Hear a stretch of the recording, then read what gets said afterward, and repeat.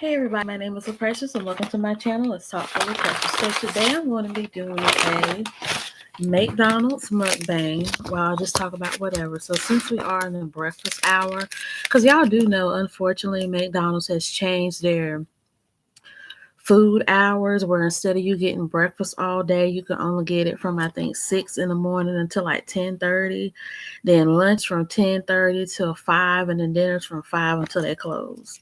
So that's McDonald's schedule we got. So today I got a hash brown with a medium iced coffee, but I like to mix mine. So I have hazelnut and caramel swirl in this one. And I got a buttermilk biscuit. But instead of me just getting a buttermilk chicken biscuit, I like to add eggs. Oh Lord. This one fell out the thing. They be making these biscuits and stuff so big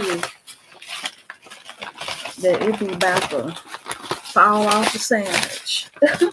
So here's what I got, guys. So this is how it looks. The buttermilk chicken biscuit.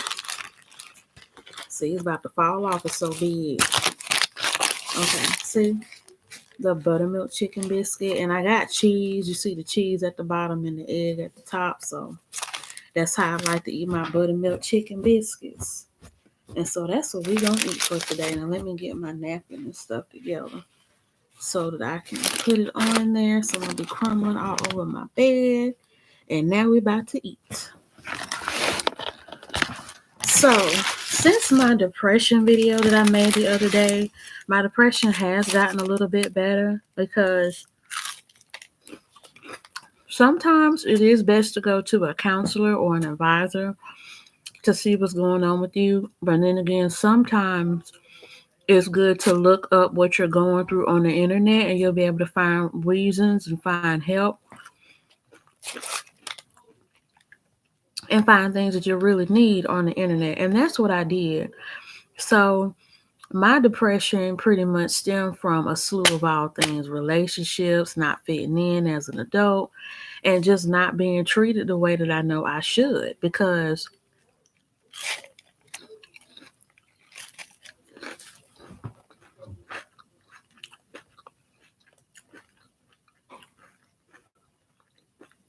I know this is a mukbang for watching people eat, but I don't like to be, food coming out my mouth. Because even though mukbangs are about watching people eat with food dripping and stuff, I like to keep it classy. So I don't want y'all seeing all this crumbs and saliva and stuff coming out my mouth. So I'm keep it neat.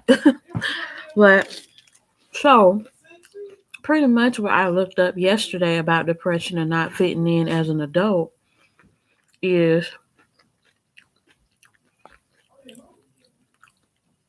that sometimes you have to look at yourself and see what you're doing that's causing you not to fit in.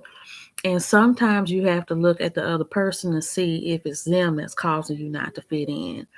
The thing about me is, y'all all know I have family issues, and that's where a lot of it stems from.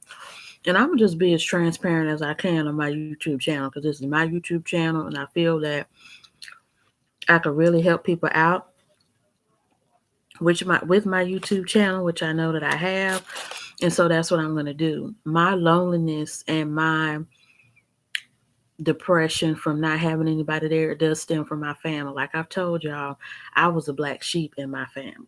I've been that way since I was pretty much a child, and I was the only child for a minute, and still got fussed at, still got talked about, and all that kind of stuff for no reason growing up. Then my brother came along. The favor was shown on him more than it was on me. And I would get, mean comments and stuff like that when it came to me eating, my size, the way I looked, and everything. So I've just pretty much been picked on by my family my whole life. And unfortunately, when you deal with that as a child and as an adolescent and then as a teenager and an adult, unfortunately, you can go out and get jobs and even have friendships with people that mimic the same thing. And you catch yourself being in these borderline emotionally abusive or verbally abusive or just dog hogger situations with people. And that's what I really put two and two together. because I've just always felt like, as a child and even growing up, that my family really doesn't love and care about me that much. And people on the outside looking in may say, no, they care about you. No, they really want the best for you. No, they really want this and that. But being somebody that's on the inside looking out, I have a different perspective because I've experienced everything from hate, jealousy, unforgiveness, meanness, bullying, gossip, and all that kind of stuff from family members growing up. And yes, I did, talk about my family members and whatnot, but it will always be in a therapeutic situation because they will always do stuff to me and always talk to me about stuff. And I'm sure people on this channel, and I actually had a fear of talking about this on my channel because I do notice how sometimes when I upload videos, my subscriber numbers go up and down. And y'all may be tired of me talking about this or whatever, may want me to talk about hot topics and what's going on TV or whatever, but YouTube for me has to be my therapy because I gotta let this out. Because if I don't have nobody else to talk about it with, then who can I talk about it to? I have a friend that I talk to from time to time, but I honestly don't like talking to him about what I'm dealing with or what I'm going through because it can make him feel depressed and him have the same mind thoughts and stuff. And when people constantly come to you with depressive thoughts and feelings, they can end up making you feel like that. And they call it the transfer of spirits or transfer of auras and vibes, where you become the company that you keep. So if you keep a lot of fun lit people around you, you'll be a funny lit person. But if you keep a lot of depressive or negative or antagonistic type of people around you, then that's what you'll become because that's all you're exposed to and all you talk about. And then they'll start to make you feel so bad or whatever. Then you have to go to somebody else and talk about how bad they make you feel.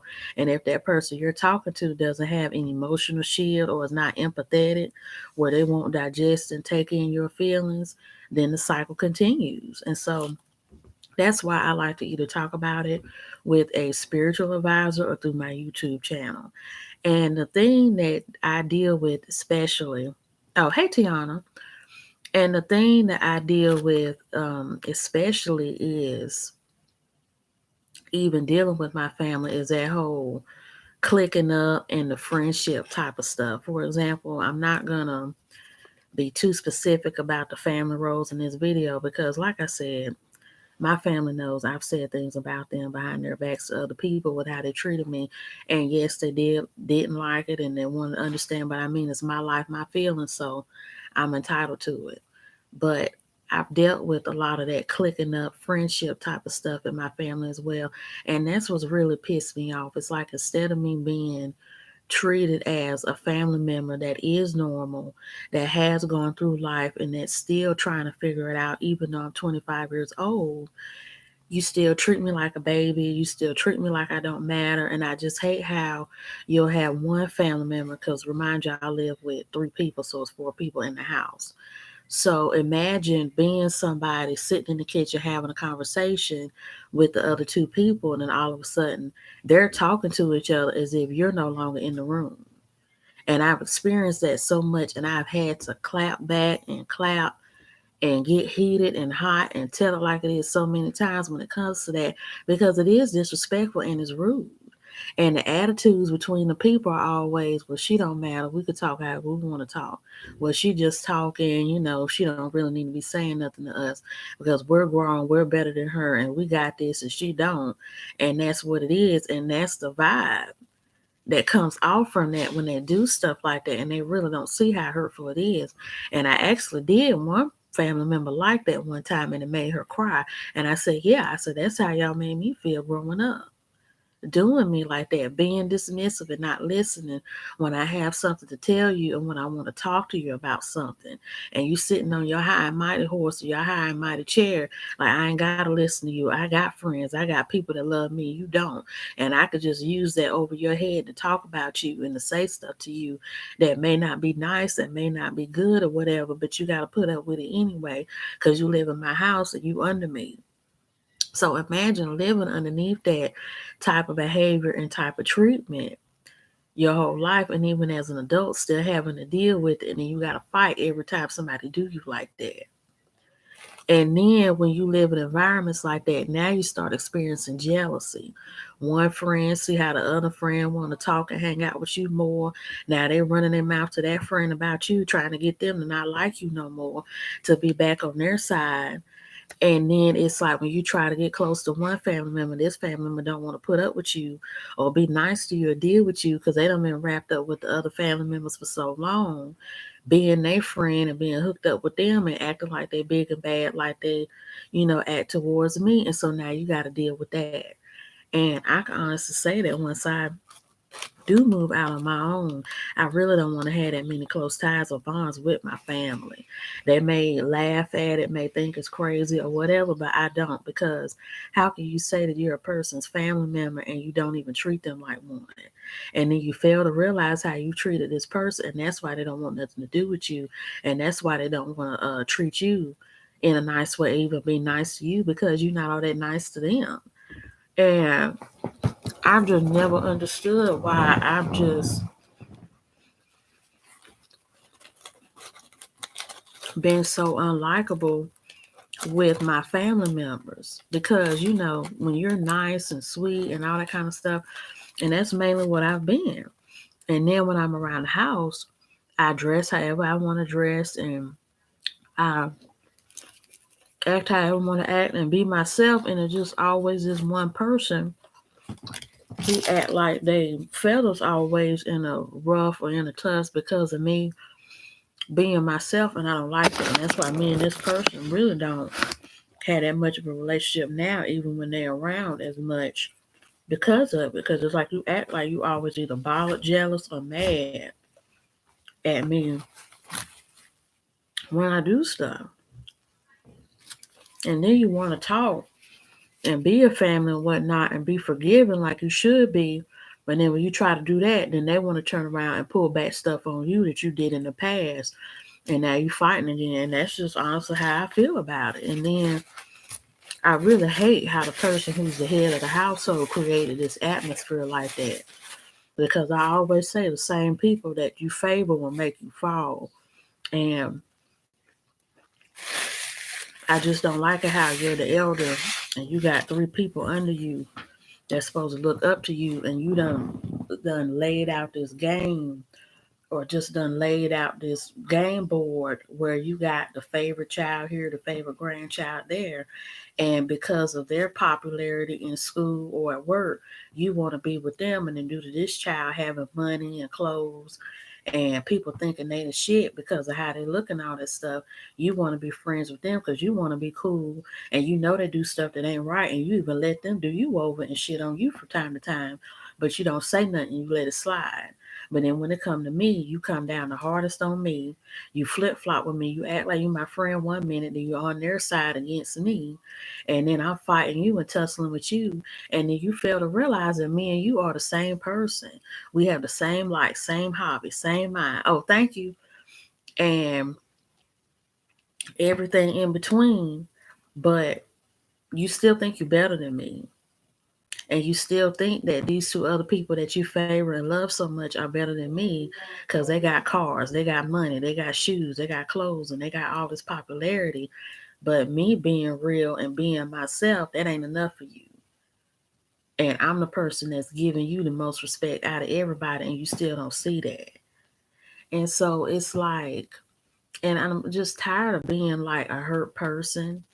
And I'm just tired of like, just, how can I say it? Just always having that crying moment, because the thing is, I love being upbeat and fun and talkative and whatnot, but I just hate being around people that just want to slam that and just slash that and just cut that out of me. And ironically, y'all know I used to work at McDonald's. I decided to get a job. I got two jobs actually after coming back from Puerto Rico because I needed some money. And so I went ahead, became a cashier and whatnot at McDonald's. And they started me on the back with drive through. Need I remind y'all know how it is at fast food. You can meet the best of people, or you can meet the worst of people. I met a mix, but it was more of the worst than the best. So I'm gonna be honest with y'all. Sometimes when you work with white people, it could be the best experience in the world. They're professional, they're nice and sweet, and they'll help you out, and they'll even help you get ahead. But when you work with blacks and Hispanics, sometimes, oh, if you're not ghetto, it's a problem.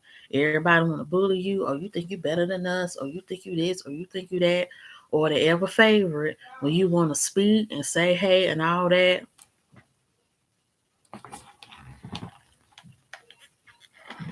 And then when you not talking, you mind your business, do what you want to do. Oh, hey girl, how you doing? Oh, you know you ain't supposed to be touching that, right? Oh, you know that ain't the way you supposed to do it. We was talking about you the other day. I'm like, well, girl, if you was talking about me so much, why didn't you tell me in my face when I told you the first time that I had a problem? And that's what I was doing. I was learning the screen and everything over the intercom and whatnot. And I would get frustrated because, okay, we back together now. It was telling me, internet was disconnected. So, they started me on the back. I was in drive through and all that kind of stuff. And it was like at any given moment, if I made a slight mistake, oh, you need to come up to the front. How about you just work the floor and do it? And I'm like, and see, and this was after what, the first or second week. Need I remind y'all, when I was working with the white folks, they was helping me out. They was helping me on the screens and everything, and just asking me if I was okay or whatever. Second time around with the black and Hispanic folks, oh, you messing up. That ain't what you're supposed to be doing. This is egg, bacon, and cheese, not egg, bacon, and sausage. You need to get this. You need to get that. Oh, we're taking you off. Come on, little girl. Come up to the front and everything like that. Come up to the back. Take her place. And you need to go to the front. Now, need I remind y'all, the black and Hispanic folks, they piss me off the most.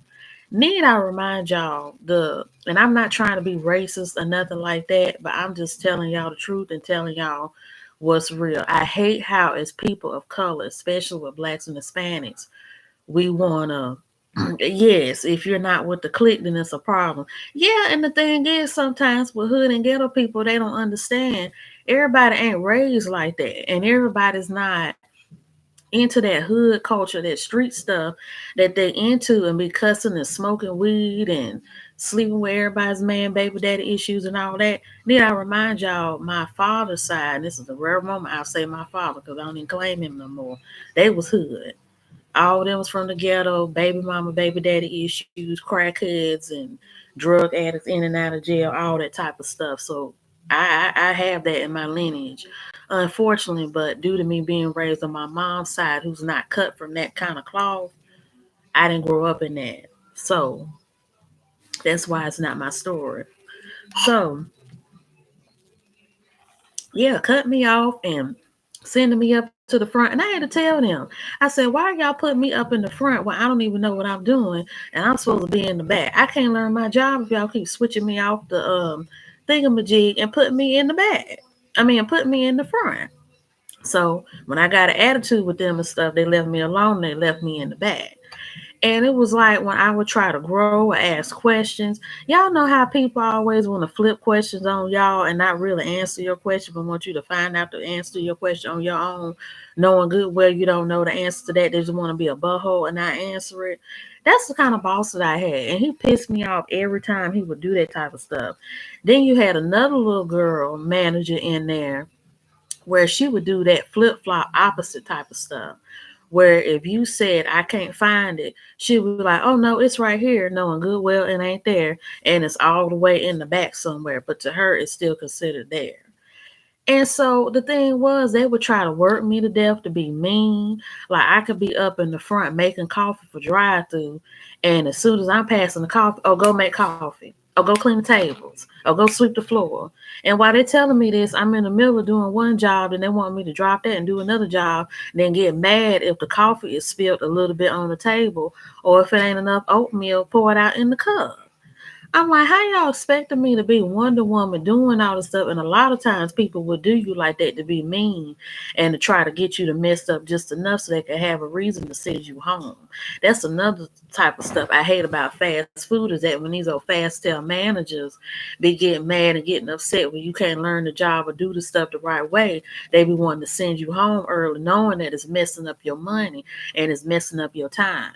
Because I had one little hot tail manager. I don't care if she was older than me or not, but she might as well have been young as me and the little young girl. She tried to fancy and laugh all up in their face and pumping them up, sending them in the back to replace me, and they messing up worse than I was, and they've been there 4 and 5 months.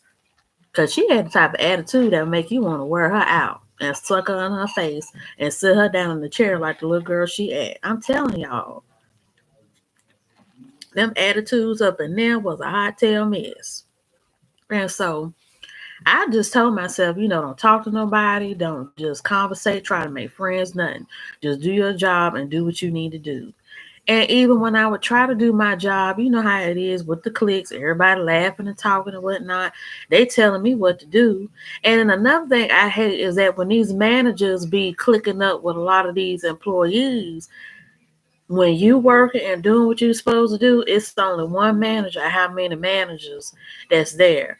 But say you mess up or get into it with one of them, now all of a sudden everybody turning into shift leads and trainers and Miss Ann and Miss Tarika and such. I'm like, wait a minute.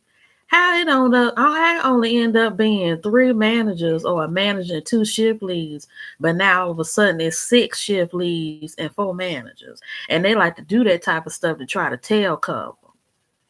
And I'm like, first of all, I mean, the managers is. Sometimes I ask questions like, who's the manager, who's not, so I know who I'm talking to. But I hate when they do that sneaky stuff in restaurants where you think the person that hired you that's on the shift and the other person that got on the shirt, like them pink color coded type of shirts to give them the indicator what a manager is and whatnot. And and so you know who to report to and who not to. Then when some shit go down, all of a sudden you got about 4 or 5 managers. I'm like, and the worst part about having jobs like this is that when that buddy and that click stuff get in the mix, it's hard for you to keep a job because it's like if one of them get pissed off at you, get mad at you or whatever, since they buddy with the managers, you can end up losing your job or the environment becomes so toxic you have to quit. And this is dealing with the black and Hispanic people to an extent. Now, as far as everybody else, they would be nice to me and not speak to me and help me out and all that kind of stuff. So, that was that.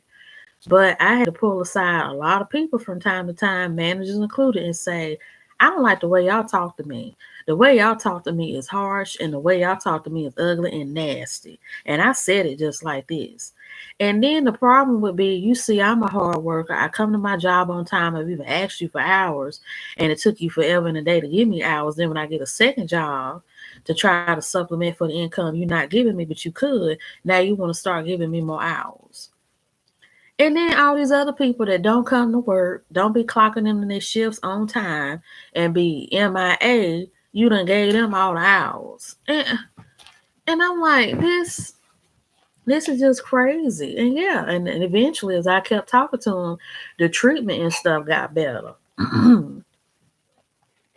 Then they started leaving me in the back on my job for me to do, for me to do um drive through and all that kind of stuff. So it was good for a minute. And then they would shift me out to the front and I would wipe down the tables and get people's trays and talk and all that. I love my job at McDonald's, but them people out there that I work with, it was just too toxic and too much of a problem because people don't understand that jobs can really mess with your mental health if people are not professional. And it's even sad when the managers can't even be mature or even grown enough to try to get everybody in place. And I have never seen this in this day and age where teenagers and people talking about that R. Kelly stuff and how he was talking to little girls and stuff when he was 20 something years old. That stuff is still going on, especially at these jobs. And I would not be surprised if at some of these places I done been at, that stuff was happening. Because I can understand that, being a 16, 17-year-old, you got your stuff going on. You got a car, you got a little job, you keeping your bills and stuff paid, and you're going to school, doing a good job. I can understand that. But me being 25 years old, working with 15-year-olds, and the managers make it so the 15-year-olds think they got an upper hand over me, that's where I got a problem. I'm the type of person where I respect any and everybody, but don't think that just because you younger than me and everybody pumping your head up that you the shit, that you could just treat me any kind of way, because that's not gonna happen. And I do the same thing with elders too. If you 75, 85, 105, you're not gonna talk to me like you crazy. You're not gonna tell me what to do, especially when you don't know what you're doing. Or when everybody in your lineage or under you done messed up or somehow got jacked up because of your improper teachings. So that's the kind of person that I am. But other than that, I'm cool, calm, and collected, real chill. I know how to have fun and stuff like that. But it's just got to the point where I done been through a lot of stuff when it comes to people and their feelings and their treatment towards me and just how they think of me without even knowing me and knowing who I am and what I'm about, and then not even caring to know. And then, even if I'm leaving you alone, leaving you with your clique and your people, and not talking about you and gossiping about you, you still want to pick a fight with me. And so it's like now I don't have social anxiety. I don't have people problems and whatnot, but I'm just a non shit taking person now. It's like I can be nice, sincere, and talkative and sweet and whatnot. But when it comes to maybe approaching me and talking down to me and all that kind of stuff, I'm not with the bullshit. Cause I'm the type of person where anybody can get it. And if you put your hands on me, you ending up in the hospital or ending up in the grave. And that's just what it is.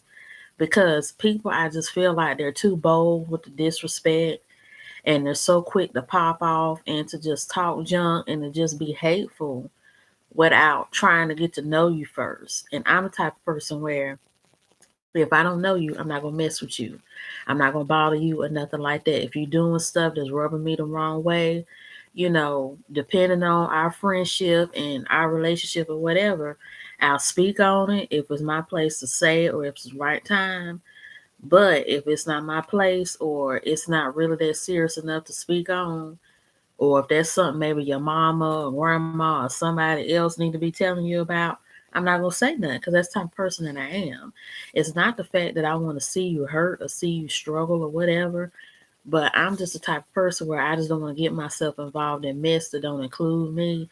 And then some people, they just have this draining spirit where as soon as you get involved with them, it's like you stuck and you just gonna drown in their misery because they won't let you out of it. If you mention yesterday, they'd be like, "Oh, girl, I remember yesterday. This dude done told me up and with me now."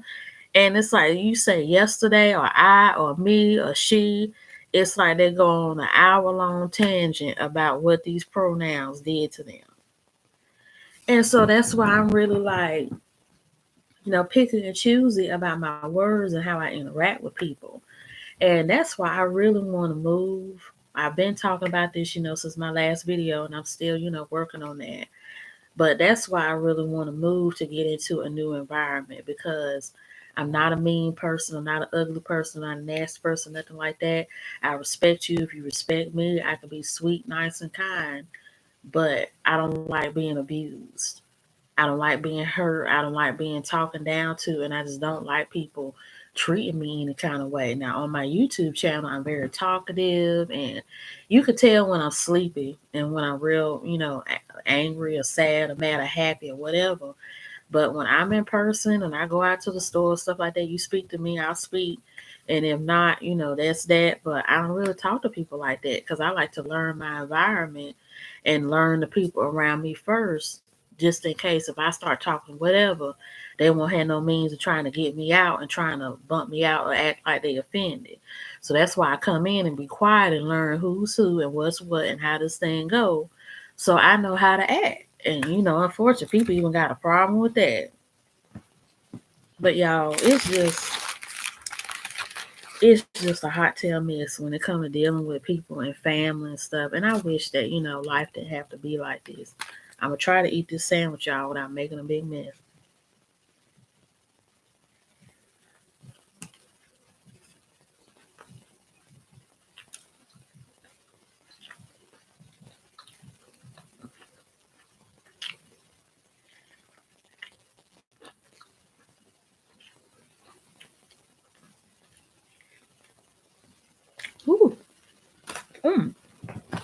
What was that? Mm. Oh, that was a corn. Y'all see how big this sandwich is? That's how big these things are. But I would really like to go to the McDonald's in Japan and in Korea because they have like the burgers with squid ink on them. And then I would like to go to the one in India where they have like the veggie burgers and the spicy. I think what else? Okay, let me try to recollect from memory about the McDonald's that they have in other countries. You got the Japanese one where they have the Japanese flavors in the style, the Korean one, and then in India they have the more diet based one that's based off of like their vegetarian because Hindus in India they just eat vegetarian food. And Muslims, they don't eat pork, but they eat chicken. And then you have Christians that eat whatever. Some Christians don't eat pork. And so the menu in McDonald's in India is altered for their culture and eating habits. And so that's something that I really want to try. That's something that I really want to try. Because my friend told me that in Puerto Rico, they don't even have no McDonald's.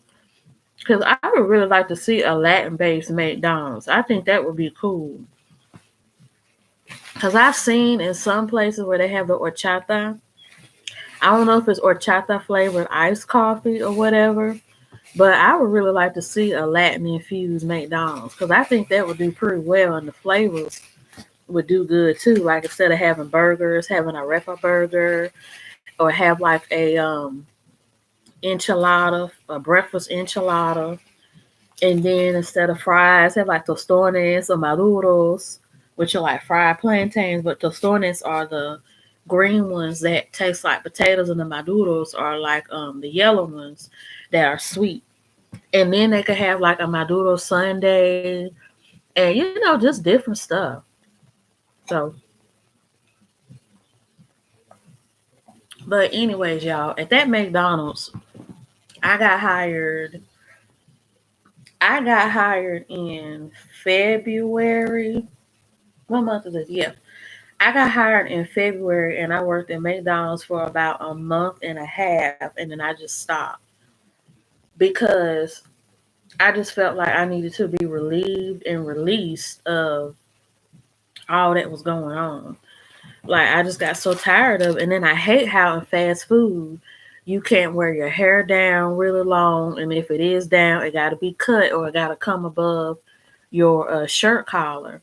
You can't have hooped earrings on the studs. They won't let you wear any kind of makeup unless it's light and natural looking. No acrylic nails, no fingernail polish. And I just find that to be crazy because y'all know, and y'all done been there too if y'all go to fast food.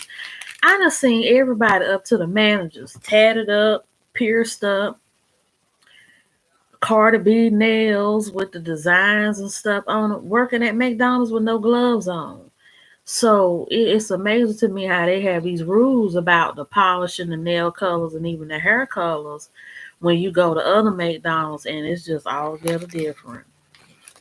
Cause that's what I like. Used to that's what I like about fast food is that you could be a little freer with your fashion and makeup than you can in a professional setting. But it's like now fast food, they're trying to get more business savvy or more professional savvy.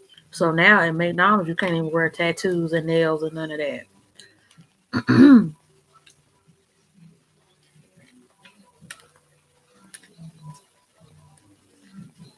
And the second job that I had was Taco Bell. Now, Taco Bell,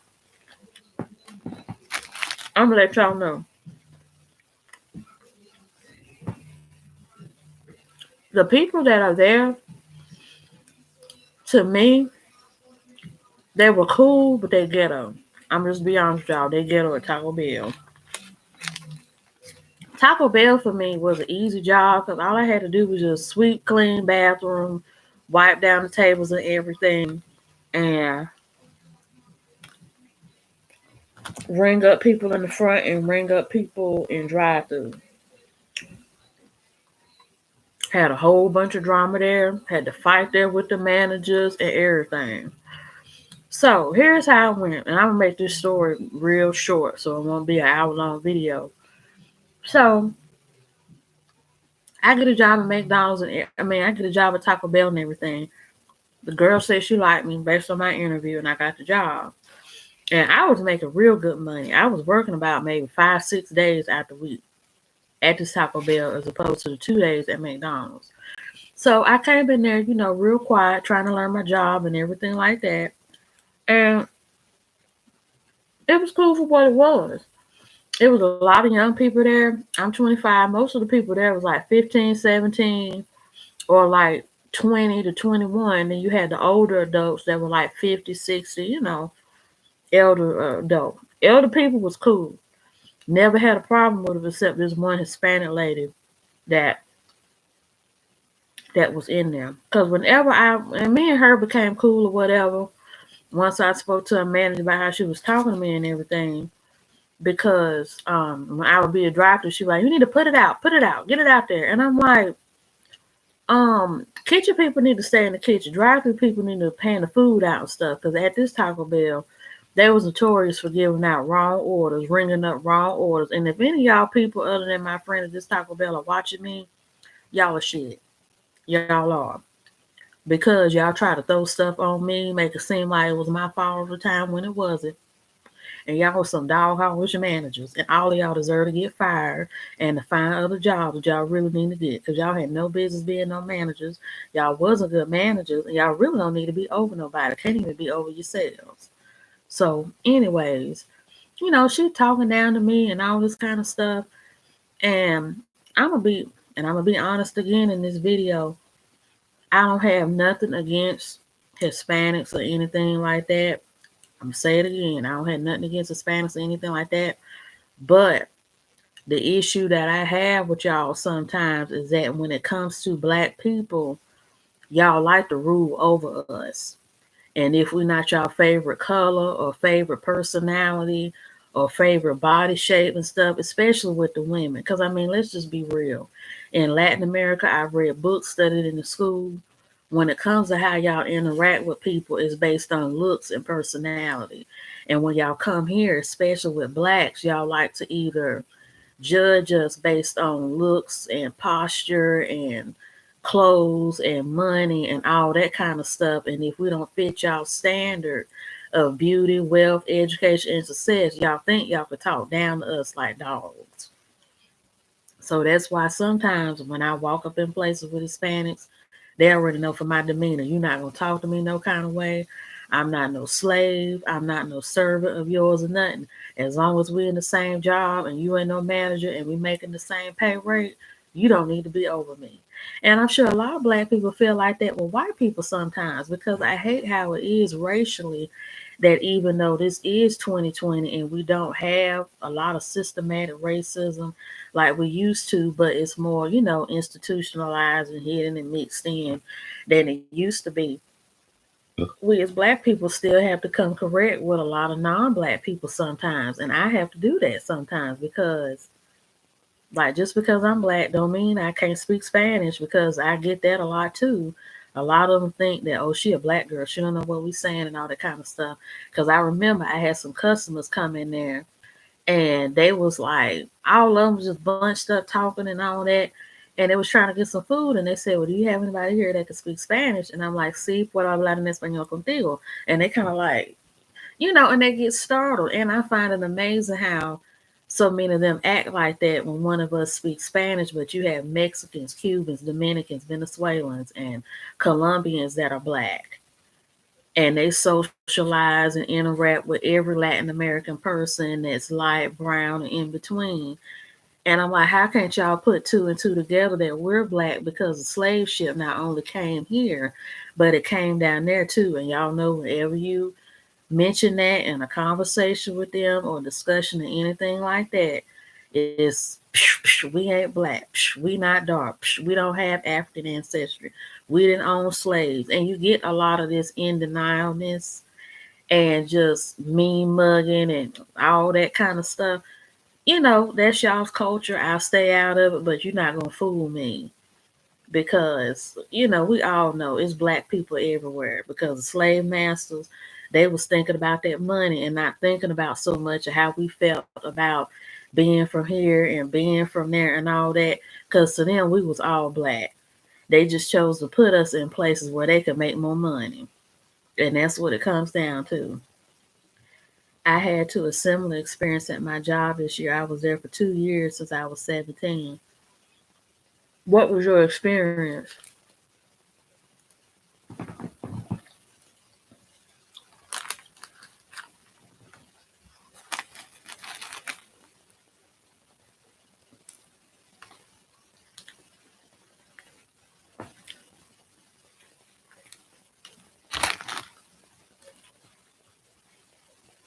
While you type, I'm keep talking.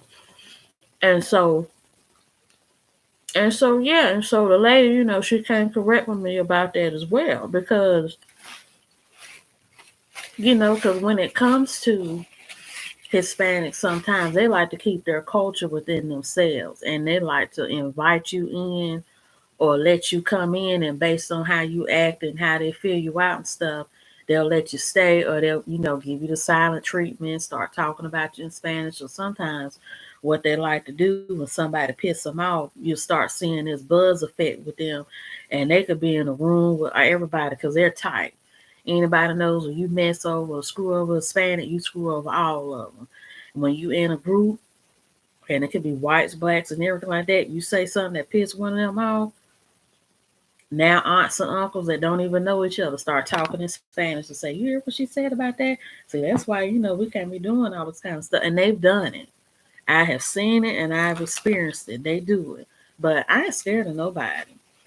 I don't care what color you are, but I do know how to act, based on the environment and representation that you got. Because I know when to be quiet, when to speak, and when to let you go on so you won't catch me in nothing. And it's sad that even as black people, by us being here for so long, we still have to be careful where we walk, how we talk, who we go with, and whatnot. Because you still have people that know how to be acceptive and tolerant, but they can also turn that off and be racist and be representative of their people when it's time to, and make stuff bad for you. And it's bad that as blacks we have to use a silent treatment. We have to move in silence, and we have to disguise ourselves and like a chameleon. We have to chameleonize ourselves to each given situation for us to get ahead. And you got blacks and whites and not blacks, but whites, Asians, Hispanics, and Arabs, and even mixed people where they could just be themselves, speak their language and all that. Because I just hate how with blacks, we're one of the most disrespected people in this country. You got Hispanics and Asians where they could come in being Chinese, Dominican, Mexican, or Vietnamese and Filipino and be respected because people be like, oh, they take care of their family. Oh, they ride or die for theirs. Oh, you can't say nothing to them. But when it come to blacks, it's like, we don't care about her. We don't care about that. You this and you that. And they get so much respect, and that's why they're able to move ahead because they don't have haters like we do. And if they do, their haters not even gonna do much to them because they know that due to that representation and cover that they have from their own people, can't nobody mess with them like that. But since we have such a strong history, not just in America but in other places too, of being oppressed and enslaved and systematically held behind, a lot of people of other races have been raised to think of blacks as lower than the floor and less than and poor as dirt, only good enough to be a baby mama and a jailbird and all that kind of stuff. And that's why we have to come into these professional environments, can't mess up, can't make a mistake. Or, as soon as we make a mistake, they be quick to fire us, but let their own come up in there and tear up the whole place. They'll make them the manager.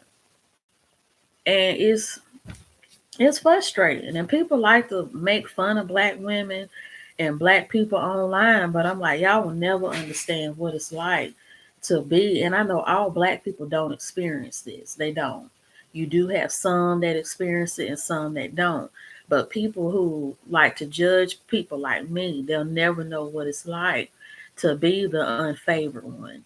or the unlikable one, or the one that just doesn't fit in because just because in the ceiling.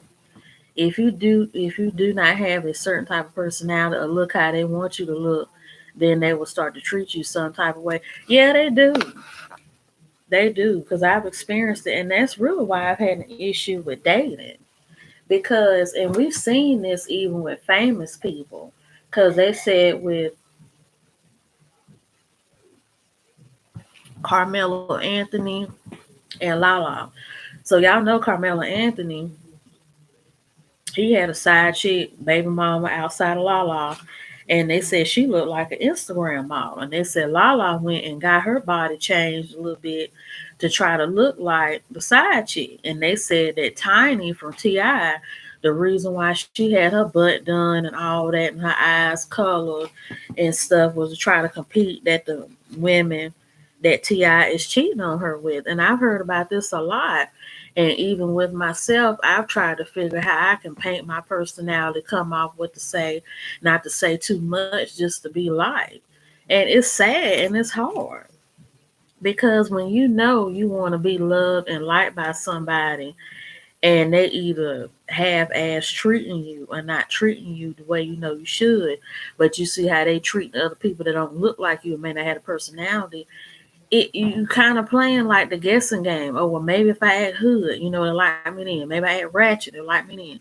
Let me be prim and proper, maybe they'll act me then. And then you kind of develop almost a personality disorder. And people they love to scream, love yourself and be who you want to be and be what you are. But when you yourself and when you want to be what you want to be, and you're not that kind of person they want you to be, they still ain't gonna treat you right. And then the conflict, people like to tell us, well, date people who want to date you, like people who want to like you. But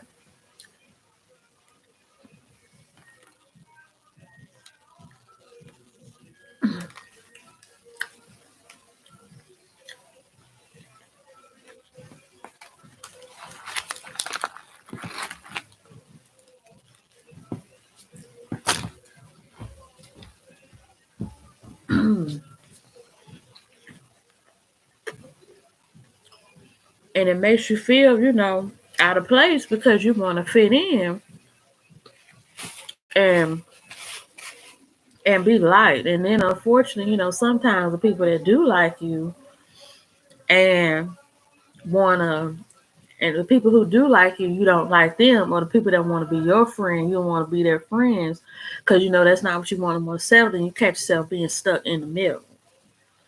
And that's how a lot of people feel. Maybe I should be all natural or be like the Instagram models, like you can't exactly, exactly. And that's how a lot of women feel nowadays because I'm sure y'all seen the videos by Chloe and Chrissy, and now you got, and this is just with the black YouTubers. I watch YouTubers of other races, but I mainly pay attention to the ones that I can relate to, which would be the black ones. And with Chrissy and Chloe, they talk about femininity and being hypergamous and how you should be yourself and be natural and be feminine, have your hair fixed, clothes nice, speak properly, and be educated and not be educated, and stop trying to impress men and stop trying to do this. I there have been times where Chloe has talked about things and she's been accurate about a lot of stuff, especially based off my experience. But there are just some things I don't agree with, especially about the education. She says that you can't impress a man based on your education, and men don't really pay attention to that. I feel like when it comes to men, it's all about where the man comes from, who the man is, and what the man sees in you. Because you have men that want to be with somebody like their mama. If they was raised by certain women or their mama their whole life, and their mama is ratchet, ghetto, and hood, 9 times out of 10, they might want to find a woman that's like that. Or you may have a man who grew up in a family that was very astute, and it's been family tradition to marry and date people that fall in that alignment. We all know if you're not born into money, you have to go to school and get a good paying job to make that kind of money, open up a business, or be a social media influencer to make a whole lot of money. As someone who just turned 20, this issue is exhausting at times. It is. It really is because I can honestly say what keeps me sane and what keeps me, feeling good about myself is that I have a lot of life experience. So I have enough to teach people and to guide people, but I also know that since I've learned my lessons so many times with men, especially, that I can, I know what to look out for and what not to. But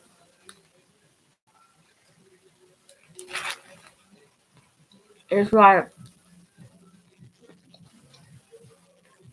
but when you live life and life starts to change and people start changing or becoming people that you don't like and you're not matching up and whatnot with them, it's like, what do I do? Where do I go? And you're playing like the guessing game with yourself. And that's why I'm glad I have such a strong foundation in God because even I remember, I could tell y'all this, even y'all know I was raised in church, grew up in church and whatnot. And even when I was a child, grew up in the church, but I wasn't all that religious. I never wanted to read the Bible, except maybe a few times or whatnot. But my mom, she taught us how to pray. And I remember, being sick as a child and praying for God to heal me, and He would. And even being a teenager, going through stuff with men in school and having feelings about my dad not being there when I wanted him to be as a teenager to really teach me and guide me.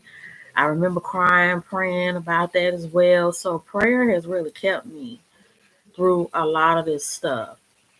And being in tune with spirituality like Wicca, hoodoo, voodoo, and all that kind of stuff, it helps me out as well because I've been able to find like the right spiritual advisor to go to. Hoodoo Sisters, I thank y'all for watching my Hoodoo Sisters video because people still commenting on that now. But Hoodoo Sisters, she's just not my cup of tea. And the reason why I say that is because comparing her to Shantar Marie, the lady that I've been speaking with since then, she's more relatable. And I feel like her readings are a lot more accurate. And they just make better, it just makes better sense to me. Because the thing I've noticed about tarot cards is that tarot cards can tell you a lot about yourself from the past and how you feel at the current moment, but they can also foretell your future. But another thing about tarot cards is that based off of the decisions that you make in the present, your future tarot cards will change. The only way, and that's something that a lot of tarot card readers won't tell you, your tarot cards, they tell you about your past, your present, and your future. If you follow what's being said in the present, you'll get to that tarot card in the future. But if you change your habits or change your mentality or your spirit or your directions and whatnot in the present, your tarot card in the future will change. And that's just all honesty because I've had plenty of tarot cards done on me, and the future ones, they change. The past and present ones were always accurate, but the future ones, they changed, and it was because of my decisions. Because as long as you can't control the other people that you're involved with, your future's gonna always change. If life was the same throughout and people never changed, then a lot of us would have had permanent endings with people. But since you can't control everybody and everything around you, your future is always bound to change. The only person you can control is yourself.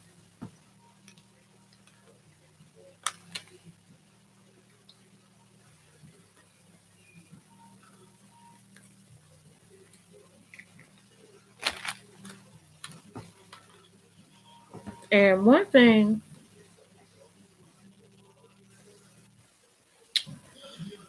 and one thing that I've noticed is that you just have to, and I'm speaking to you, Tiana, because I feel like since this is relatable to you and since it's helped me, I don't know how much you've traveled in your life, but traveling really can help you.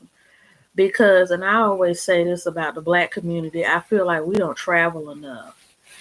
And we don't go to a lot of different places in the world and in the country in order to know that our current situations, whether they be rocky or bad or whatever, they don't have to be that way because it's not like that everywhere. Because a lot of times I feel like as blacks, we stay too sheltered and too one minded or closed minded because I feel like that's what hinders us as a community. If we knew more than what a lot of us know now, like these other races of people would know, we would be so much more successful, so much more wealthy, and so much more abundant. And with you, Tiana, I don't know if you've been to other countries or other cities in the country, but I would encourage you to because I don't know your financial situation or how you have to pay bills and things like that. But if you're able to, depending on the kind of job that you have or your situation, try to take out maybe 3 days, whether in 1 month or maybe in 1 year, and pick a city in the country in the United States or pick a city in another country and just say, I've always wanted to go to Tokyo, Japan, or I've always wanted to go to Mexico City, or I've always wanted to go to Sao Paulo, Brazil. Write down the steps to go. Get your passport. I have my passport. I got mine last year because I told myself that I've always wanted to go out of the country. Because this year on my vision board, I said I want to go to Mexico because I've always wanted to go to Mexico. And so, just write down, okay, I need a passport. Let me get my birth certificate, my ID, my parents' first and last name, telephone number, date of birth, and all that, because they will ask you for that. Um, High school diploma, all of that. Because that's what you'll need when you'll sign up, because you have to pay for the book and the card. The book and the card all together was about $300. And even though you're 20, you can travel. Like being in your 20s, I want to say is the best time to travel and get as much experience as you possibly can. So once you get your passport and everything, then you pretty much see, okay, well, I want to go to Japan, or I want to go to China, or I want to go to Mexico or Brazil. Make those steps to find out how to get there. One thing I will say when you want to do international traveling or traveling outside the country, it's expensive. Say you wanted to go to Japan tomorrow, your plane ticket would be about $2,000 to $3,000, and I think that's just going to. But then to and fro, it might be 5,000, it might be 3,000, but it costs some money. Try to plan maybe 3 or 4 months in advance, and your ticket prices should probably be maybe $300-400 less than what they would have originally been. And then look into, getting an Airbnb. Hotels, in my opinion, are not the best way to go internationally. Because when I was in Puerto Rico, I spent about $300 just for 3 days. In my opinion, that's too much for 3 days. Try to get you an Airbnb. Go on Airbnb's website and look at them. And you can get an Airbnb for as low as $20 a night, 17, $40 a night, and make sure that you speak to the owner of the Airbnb because you can. Because the Airbnb person, they'll have pictures of the place, everything that they offer, the type of services that they offer, and their picture and name should be underneath that. And you can message them and ask them about everything. Hey, beautiful magic. And you can ask them about everything. Um, you know, are you still taking people due to COVID-19? Are you still accepting people? What are the rates? And will my room be locked? Because in some Airbnbs, you might be sharing a space with like three other people and just have a private room. It is good to ask if it has a door and a lock because if you don't know these people, you just don't know what they're capable of doing. So, you can ask those types of questions. Then once you do that, you pretty much, have your prices and stuff together. Then go ahead and do that. I've been to other cities, but I'm going to school, so it's kind of hard. But thanks to Precious, my family is planning a trip. But due to COVID-19, it's on hold. Yeah, yeah, I can understand that. And that's good you've been to other cities. Because I was going to say, when you travel to other cities and go to other places, your mind opens up and you get to see so many different things. And people really do act differently in other places. Like, you may feel like you're not accepted or whatnot in your own space, but you go to another country, another city, you get treated better sometimes than you do at home or your home city and state. Some but there, even though COVID-19 is happening, some places they're still letting you travel, but it is kind of sketchy because there was this Indian actor named Ranjit Chowdhury. He played the doctor in Last Holiday movie. He played, I think, an uncle in Bollywood, Hollywood, and he's played in a lot of movies. He's been playing for like centuries. I'm not being silly, but y'all know when it comes to Indian people, when they start becoming actors and actresses, a lot of them they come from Bollywood families. Like their mama was an actress, uncle was an actress, or great aunt or great uncle was an executive producer, so it's easy for them to get into that field. But they act in like over 1,000 movies, and he's acted in a lot because the American movies, I've never really seen him in the Indian movies, but with the American movies, he's been in Last Holiday, Bollywood Hollywood, and Mississippi Masala with Denzel Washington. And yeah, he's played in a lot, but he died. And the thing was, he didn't die of COVID-19. He actually was sick with some type of condition. And he flew over to India to get treatment. And due to COVID-19 and them locking down on people coming in the country and leaving, he had to stay there and he ended up dying in their hospital over there.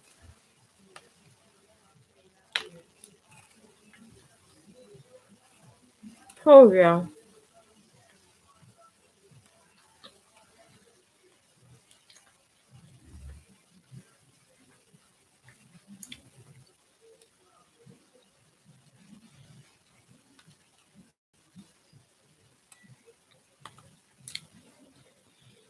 I feel like I need to be my own person. Yeah, yeah. And I've thought about that too, about being your own person.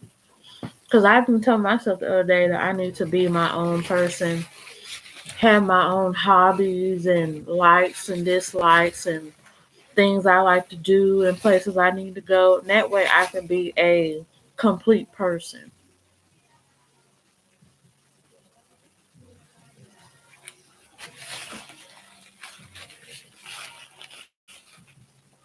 And, you know, by being a complete person, because I think that's what'll complete you when you do become your own person and you have your own likes and dislikes and things like that, and you start to know what you want.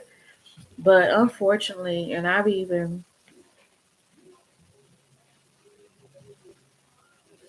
have talked to God about this, and I'm actually getting a bone reading done today. With Wicca and Hoodoo and Voodoo, they not only use tarot cards and crystals to do readings, but they also do bones. So I'm gonna do a bone reading tonight with Shatara Marie, and I'm gonna ask some very in-depth questions about that because I've really tussled with God about this a lot.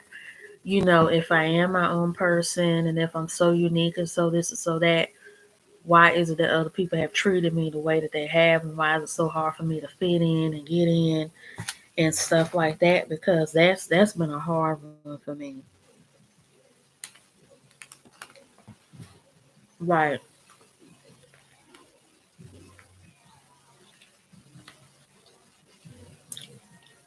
Like it has. And the thing is with Shatar Marie, I have been able to get a lot of where my phone go? Okay. I have been able to get a lot of answers that I've been wanting for the longest. And so that's what I'm really hoping to get and from this.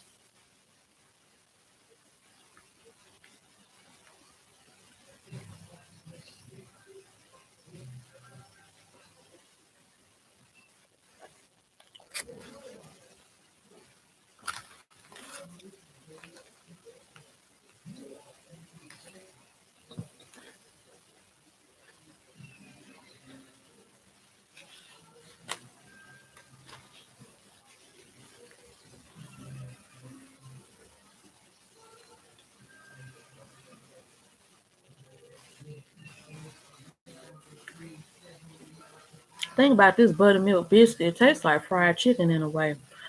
But it don't taste like the fried chicken, like that country fried chicken. But it tastes like a subtle grilled piece of fried chicken.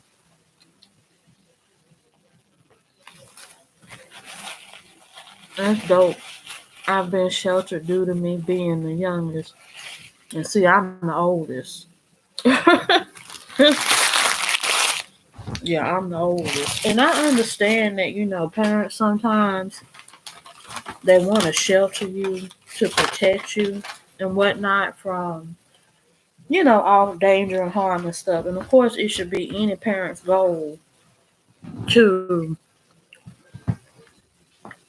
it should be any parent's goal to make sure they protect you from all danger and all harm and things like that. But sometimes the sheltering, it can kind of hinder you in some ways too, because one thing I'll say when I do have kids is I'll take care of them while they're babies. I'll nurture them, but I'm not gonna do no goo goo gaga and all that kind of stuff. Like I'm gonna talk to them like a person. And I think that I'll talk to my kids about sex when they're like, I want to say 11, 12 years old, which nowadays is the proper age of talking about sex. I'm not doing that stork stuff. I'm not doing that, oh, keep your legs closed or keep your dingling in your pants. Like, we're going to talk about it. Because I feel like if parents had a more healthy relationship with their kids about sex, and not even just sex, but about bills and money management and careers and social media and all that stuff at an early age,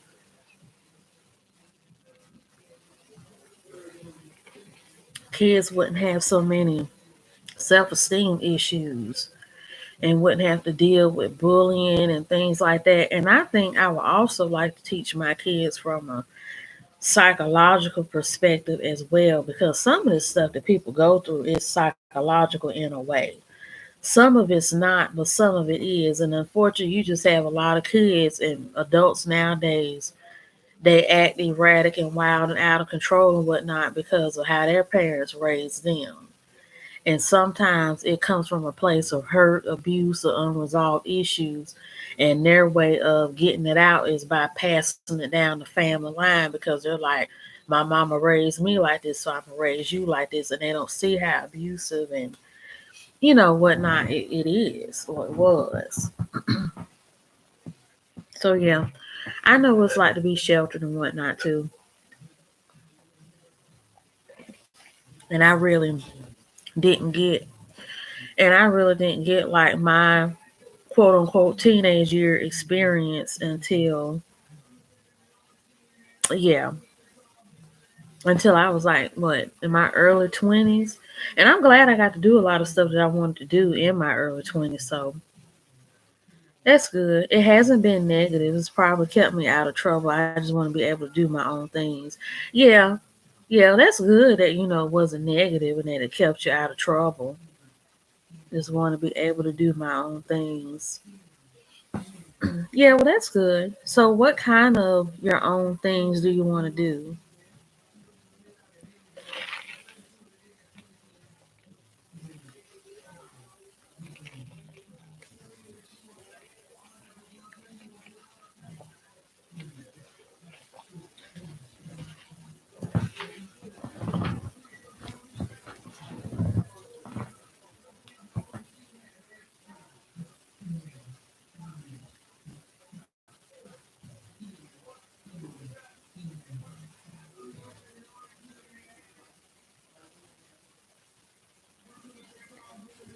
have my own set of friends and to be able to hang out with them. Yeah, yeah. And I would like, well, I have two friends. I got a best friend I've known for like 7 years, and that's because me and this best friend used to date. Because we actually met on Facebook in a Facebook group where everybody had like common interests and stuff. Then I messaged him and we started talking as friends, and a couple months went by, and we talked about our feelings and stuff, and then we started going out. Then a few years ago, back in 2017, we broke up and we've been friends since then. And I have another friend that I made at Taco Bell. I didn't even finish my Taco Bell story. Well, I'm not even going to finish that up because that was a whole mess of drama anyway. So I ended up leaving that job because them people just bullied me and just talked about me so bad I had to let it go.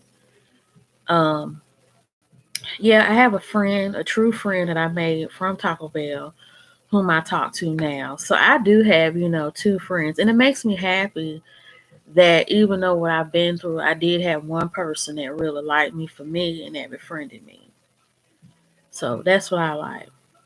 But yeah, I get what you're saying to have your own friends and be able to hang out with them and stuff, because it's always good to do that, and that's actually healthy. It's healthy to have friends. It's healthy to have your own life, and it's healthy to have your own outlook and goals and stuff in life because in this life, I believe, and some people believe differently, I believe that everybody is entitled to writing their own story. If you like books, that's your thing. If you like clothes, that's your thing. If you like hair and makeup, that's your thing. If you like science, that's your thing. If you like technology and working with chemicals, that's your thing. That's your thing. And all of us have the option and the choice to do what we want to do, but we're also entitled to have the kind of life that we want to have as well. And to sum this all up, I just disagree with people trying to mess that up for other folks because of how they feel about them, whether it's valid, whether it's valid or not. Because sometimes I think that what a lot of this is, what we go through as women, sometimes we just deal with a lot of jealousy from folks, and we deal with a lot of resentment from folks because being young, like you're 20, I'm 25, some people just don't like it that we're young and we know so much about life and we got it all together, and they want to come by and mess us up and have us going through stuff like they had to go through at our age. And sometimes people just don't want the best for us. And if it's not that, we just haven't really found our niche of people yet, or we just haven't found our group and our groove to really get in with so we can get out of these negative spaces and unease feelings and things like that. Go to events and travel without being expected to do something for someone else. Yes.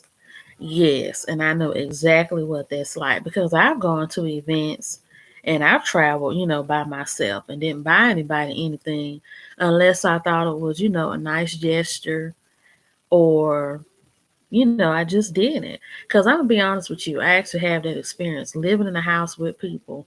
There have been times, I've gone to the mall, came back with a handful of bags, from coming from the mall and stuff like that. And one person asked me, they said, "You get anything for anybody else?" I said, "No." And I let it go. And yeah, they did have a feeling or whatever about that. And the thing I didn't like was how when I go out and buy stuff for me and don't do nothing for nobody else, they got a problem. But then it's like when I do something for other people, because I done gave money, I done paid a bill, I done bought gifts, and there have been plenty of times where after I did that stuff, it wasn't appreciated and the favor wasn't returned like I wanted it to, just like they expected from me. So I feel like in cases like that, it's completely fine, and I encourage you to be a giver, but don't give to people that's not gonna give back to you unless you intend for that to be a just because gift or a one time thing just to be nice. But also don't give to people that are just taking, and taking from you, and they're not giving you nothing in return for what you've done for them when you know they should. because that's how a lot of us get used and played when we do stuff like that. So yeah, I completely understand what you're saying. Going to events and traveling without everybody thinking you gotta buy everybody and their mama a gift or shoes or dresses and all that kind of stuff. And it's okay to say no. Like I said, it's fine to do something nice and it's fine to buy something for other people. But if you know you've done all that you can and all that you're supposed to for people, and they're not doing that for you, then stop doing it. And give to people that you know care about your giving, they acknowledge your giving, and they see that you're giving, and they're going to give back to you. But there's also nothing wrong with saying, no, I'm not going to buy you anything because I don't have the money to buy you anything. Or just simply say no because every time I go out somewhere, I shouldn't be obligated to buy everybody everything because I have needs and wants too that are within my budget or that, may not exceed my budget, which I really don't want to, depending on how your pockets are lined. Right. Or just a flat out no and just say, I don't have to. True. Or getting 1,000 phone calls or texts. Yeah. The where you at text, when are you coming back text and all that kind of stuff. And you're a responsible adult. You're a responsible person. You don't get in no mess and you don't get in no trouble. And if trouble were to come or were to pop up, you know who to call, how to get back home, and how to do stuff. And that all just happens with a conversation. Now, for you, I don't know how your parents are lined up, or I don't know how your guardians or the people that care about you are set up. Everybody's emotions and everybody's mindsets or whatnot are different depending on, how your family dynamic is. With mine, I've had to fight my way through. I've had to yell, I've had to fuss, I've had to have difficult conversations in a cool, calm, and collected way just to get any type of respect. And to be honest, I wouldn't want anybody to deal with what I've had to because it's stressful. There have been times where I've been physically and mentally and emotionally affected by having those conversations with family members about how to treat me. But I don't know, like I said, how your family members are set up or whoever takes care of you is set up. But you may just need to have that conversation because I was thinking yesterday that sometimes we as people and sometimes as young women, we have to teach people how to talk to us and teach people how to treat us. And of course, we want life to be dandy and peaceful, not to have no mess and no drama. But sometimes you just have to have difficult conversations and say, I would like to talk to you about something. I didn't like what was said to me. I didn't like how I was treated. I would appreciate if you would do this. Sometimes it'll be met with understanding. Sometimes it might be met with hell. And sometimes it might be met with I don't care and I can say whatever I want to do to you and all that kind of stuff. I don't know. Now, based on the three things I've said, I hope that you have understanding people and that you can have a cool, calm, and collected conversation with understanding people and not have to go through those mess. But if you don't, and if it's an argument or it's still not understood, then you know the measures that need to be taken next. That if they're not going to understand you and where you're coming from, then you're just going to have to say, hey, I need to get on my grown woman ish. I need to get a better paying job, unless you have that already. I need to get my driver's license or get a permit and get my own car, keep my phone bill paid up, keep my car note paid up, and just do for myself. And if there's not enough money, then say, hey, I'm an adult, let me see if I could start my own business or become a vendor or maybe build a YouTube channel and gain a lot of followers and subscribers and make money from your YouTube channel. Or get a second job. Or maybe, since you said you're in school, see if you could start your own business in school and start making money that way. Because there are plenty of people that start businesses in college. And you could do that if that's the case. And when you become more financially independent, sometimes they will respect you a little bit more for that because you're not as dependent on them. And sometimes they won't care. And if whichever one happens, keep being independent, keep doing what you need to do, and just keep being yourself. But overall, keep being a good person. And and this is another thing that's difficult about life too, is that sometimes the people that take care of us, and sometimes the people that we trust in and whatnot, they could be a bold ass bitch to us and won't nothing bad happen to them, won't nobody tear them down, won't nobody snap at them, cut them, chop them up like they did us, and they'll go on living life just fine. But when we do it, we get smacked, we get hit, we get cussed out. Everything bad in the world happens to us when we treat somebody wrong. All I'm saying is that in the midst of you doing what you're doing, have a good attitude, be a good person, have respect for yourself and other people, and you will get blessed for that. And you will go far in life with that. Because I know it's unpopular nowadays to be a good person and to be a kind-hearted person and to give and whatnot.